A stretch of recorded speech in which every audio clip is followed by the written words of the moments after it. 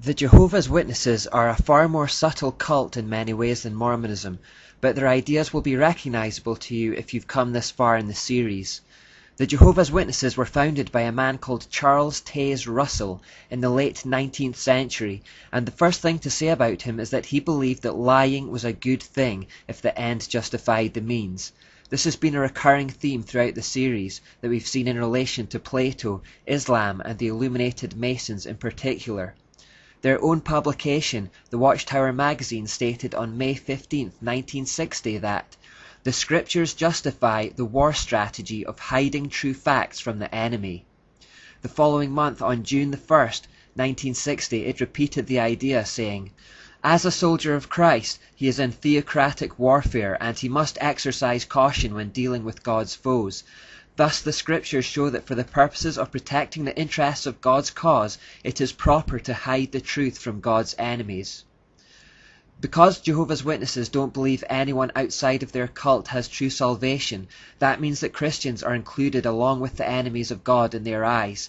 That means they believe it is acceptable to lie to us if the end justifies the means. This instantly removes any weight we may have otherwise given to their words, and we have to instead look at their actions, ideas, and symbols for the truth.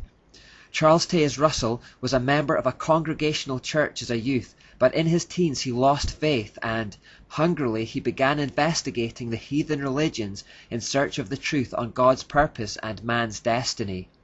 He picked up many occult ideas and intermingled them with his own faith, and also gained a number of Masonic friends. Although there is much debate about how involved he was with Freemasonry and whether he was a Mason himself, what is clear is that he exalted Masonic beliefs and used occult images in his own publications. In a discourse he gave in 1913 called The Temple of God, he said, I am very glad to have this particular opportunity of saying a word about some of the things in which we agree with our Masonic friends, because we are speaking in a building dedicated to Masonry, and we are also Masons. I am a Freemason. I am a free and accepted Mason, if I may carry the matter to its full length, because that is what our Masonic brethren like to tell us, that they are free and accepted Masons. That is their style of putting it. I trust we all are, but not just after the style of our Masonic brethren. We have no quarrel with them. I'm not going to say a word against Freemasons. In fact, some of my very dear friends are Masons, and I can appreciate that there are certain very precious truths that are held in part by our Masonic friends.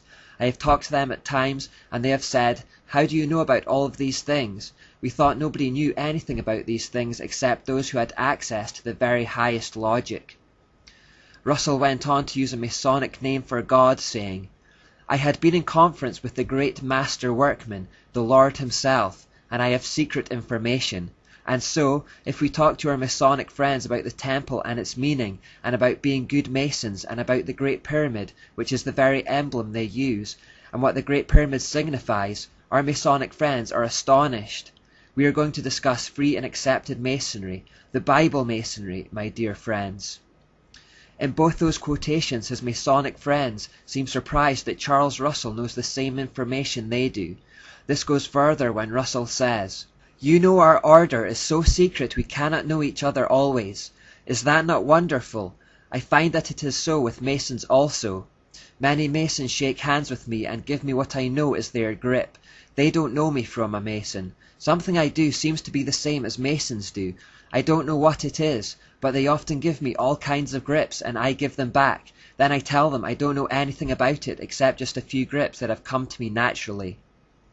Russell seems to be saying that somehow he knows about Freemasonry, but he doesn't know how he knows. It just comes naturally to him.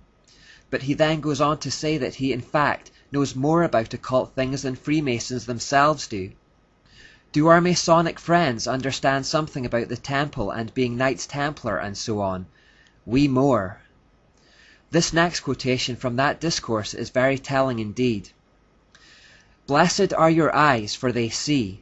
Not everybody has the hearing ear and the seeing eye. It is only those who have come into this divine Masonry that have the spiritual insight and the spiritual guidance, and may know the things that are freely given to us. It is something that is freely given to one class and not intended for anyone else. Russell therefore had no problems in his followers joining Masonry, saying, If you feel that you want to become a member of the free and accepted order of Masonry and do not feel free and Masonic enough as a follower of Christ, God bless you. Use your own judgment. That is yours to decide, not mine. Finally, he said, so you and I as under-Masons are waiting for the return of the Master Mason. Therefore, we are unsurprised when we find this winged sun disk symbol which was prevalent on early Watchtower publications. Here we also see it on their Kingdom Hall in Queens, New York. I'm led to believe that this too has recently been taken down as it was starting to cause too much controversy. Early issues of the Watchtower had this front cover, which has a bit of sun symbolism, although nothing especially incriminating. The Watchtower with the illuminating light coming from the top also hints at the old Babylonian tower theme, but it's presented as a kind of lighthouse rather than a ziggurat. This seems to me to be the subtlety of the Jehovah's Witnesses. It's like Russell was constantly hinting at occult ideas and dancing around them, but disguising them or distancing himself just enough for them to avoid incrimination. Further research will tell you that the other symbols here, particularly the cross and crown, may have deeper meanings, but because they're not connected to anything I've covered so far, I'll bypass them and leave you to do your own investigation there. The whole Jehovah's Witnesses organization are controlled by a governing body of 10 to 15 mature men, who they believe receive direct guidance from the spiritual realm.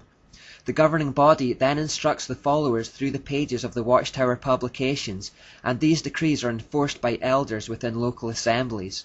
We're basically talking about a power hierarchy here, where those at the top claim spiritual authority to enforce their temporal authority. Jehovah's Witnesses are taught that Scripture alone is insufficient to understand the things of God, and that they need the teachings of the governing body as passed down through the Watchtower to properly understand the Bible. They say, Jehovah God has also provided his visible organization, his faithful and discreet slave, made up of spirit-anointed ones. Unless we are in touch with this channel of communication that God is using, we will not progress along the road to life, no matter how much Bible reading we do. They teach that people are not to think for themselves, but are to rely upon this hierarchy for true knowledge, saying, but a spirit of independent thinking does not prevail in God's organization, and we have sound reasons for confidence in the men taking the lead among us. There are similarities here to the Catholic Church and all the pagan hierarchies, in that they try to keep control by teaching their followers to develop a dependency on the hierarchy for truth, and not to think for themselves. Also, like Catholicism, they strengthen that control by saying that if anyone goes against their teaching, they will be removed from the fellowship and therefore will lose their salvation. The use of guilt and fear to control the followers is enough to keep them towing the party line. Anyone who has tried to leave will know how controlling an organization it really is. Jehovah's Witnesses are also expected to spy on one another and report any misdemeanors to the elders. If they don't, they run the risk of being disfellowshipped themselves. People can be disfellowshipped for such things as speaking to a disfellowshipped person and reading material that hasn't been approved by the governing body. So in that we see the same old attempts to keep a firm grip on the information flows. Those information flows say that Jesus Christ is not God. Jesus Christ is a created being. The Archangel Michael is a god. That Christ's body was not resurrected, and that the Christian Church is not preaching the gospel. Why do the Jehovah's Witnesses have so many doctrines that are in common with the doctrines of demons? Well, as I mentioned, their governing body believes it is experiencing direction from the spiritual realm. They believe that direction to be angelic. Vindication, Volume 3 says, the heavenly messengers are angels of the Lord, now used by the Lord in behalf of the remnant.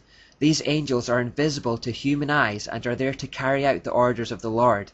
No doubt they first hear the instruction which the Lord issues to his remnant, and then these invisible messengers pass such instruction on to the remnant. Raymond Franz, an ex-member of the governing body, confirmed in his book, Crisis of Conscience, that they made decisions not on the Bible or by prayer, but by this angelic direction.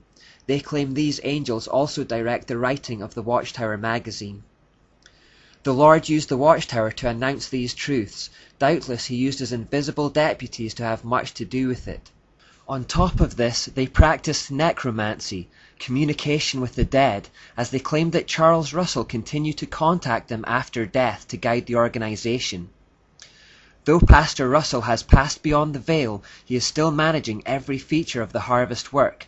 We hold that he supervises, by the Lord's arrangement, the work yet to be done. Also, hence our dear pastor, now in glory, is without doubt manifesting a keen interest in the harvest work, and is permitted by the Lord to exercise some strong influence thereupon. The Watchtower has made numerous false prophecies and set wrong dates that have come and gone. They have mistranslated the Bible, endorsed things like numerology, spiritism, necromancy, astrology, and masonry. Clearly, whatever they are in contact with is not from God. Finally, this is a close-up of the inscription on Charles Taze Russell's grave. You may be surprised to see what kind of shape this grave takes. What is also significant is that there's a building in the background, and if we were to walk down the slope to the foot of the flagpole, we would see this. This is the Greater Pittsburgh Masonic Center. I need to keep repeating that no human beings are our enemies, and that these individual organizations are not our enemies. Keep looking beyond the princes of Tyre to see the King of Tyre. Our enemies are spiritual, not physical.